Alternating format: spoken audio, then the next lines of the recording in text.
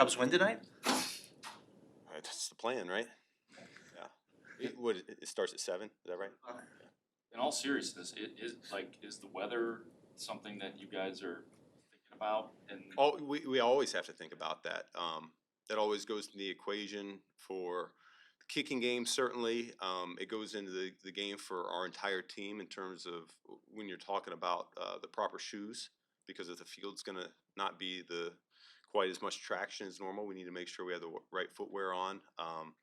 And then, it'd be potentially the first time I've been around this crew and some rain. I know we got to get used to playing in the elements. It's gonna be a big deal for us come December and January, and so it'll be good. I kind of hope that we do get some elements. I mean, that's what the good Lord made football for. I think is play outside and get to experience that. So it surprised me a little bit that you'd say that, just because of the way you run offense and the exactness that can occur within an offense, but it's the opposite that you. Yeah, no, I think it just adds another layer to the game that it can give you the edge if you use it properly. So we'll be prepared for it if the conditions are kind of sideways for us.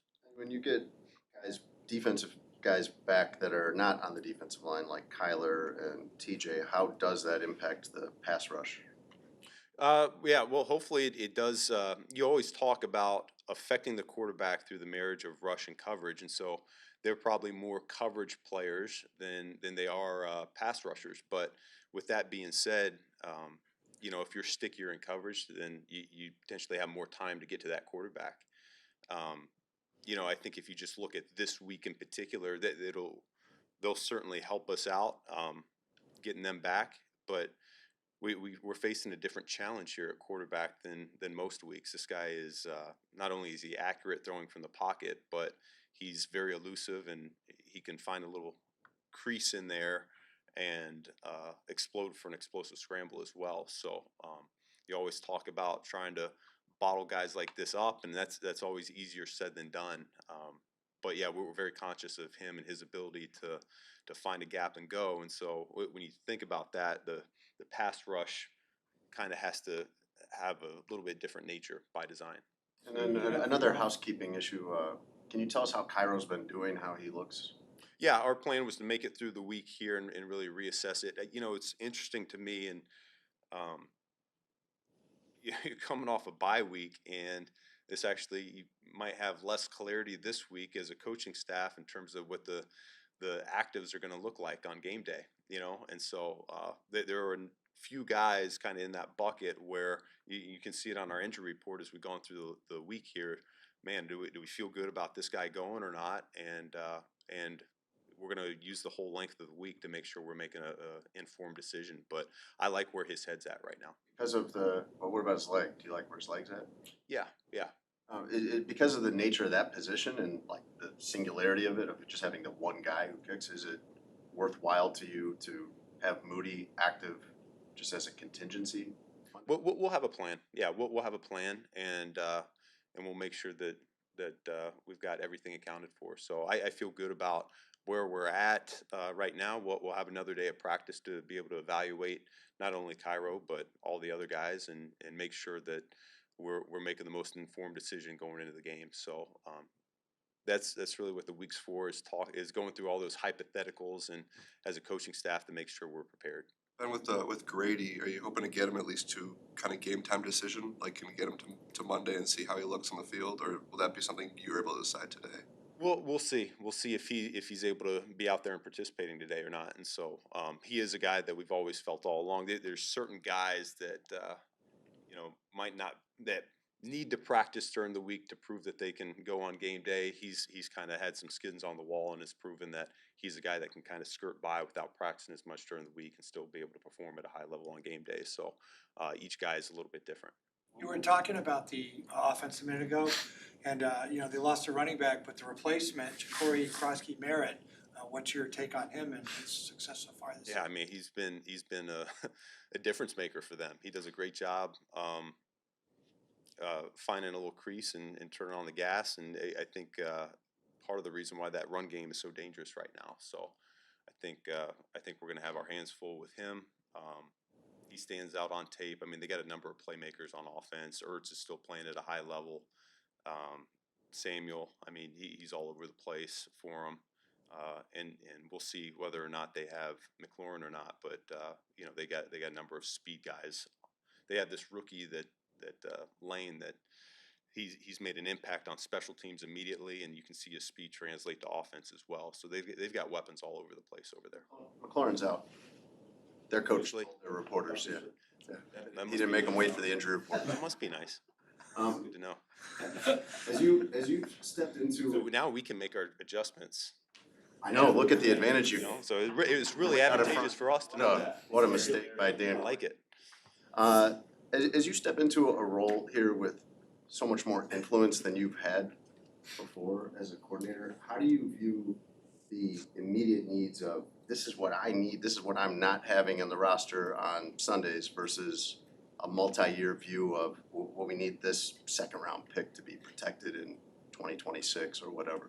Yeah, I don't think those questions come to my head a whole lot when we're in the season right now. We've got the roster. We've got a good roster, 53. We've got a good practice squad that we can elevate if needed, and that's really what we're looking at. And so, some guys are going to go down, other guys are going to step up in their place, and we're just doing the best we can to find out how can we best fill those voids, and how can we help highlight these guys and what they do best. That's our mission as coaches. So I don't look into what we don't have or what we would love to have, things like that. That's not really the thought process this time of year. Once we get through the year, we'll go through the evaluation process and make sure that we feel good about who our guys are, and whether we need to extend some guys or whether we could potentially upgrade the roster somewhere. So that's end of the season stuff for me right now. I really don't think that big a picture. We've got what we've got, and we can win with what we got. How did you view it? How did you view it coming in, where you're looking at kind of shifting the roster more toward how you want to run things? They've already been building for 4 years, putting this roster together, but you're in year one, and it needs to be tailored to how you want to play.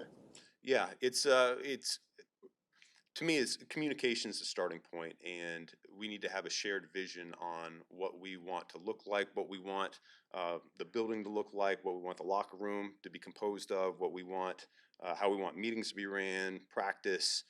That's the starting point, and then once you nail what you want the building to look like, then you can gravitate more towards the players that we bring in, and what we're trying to build in that regard. So I've said it all along.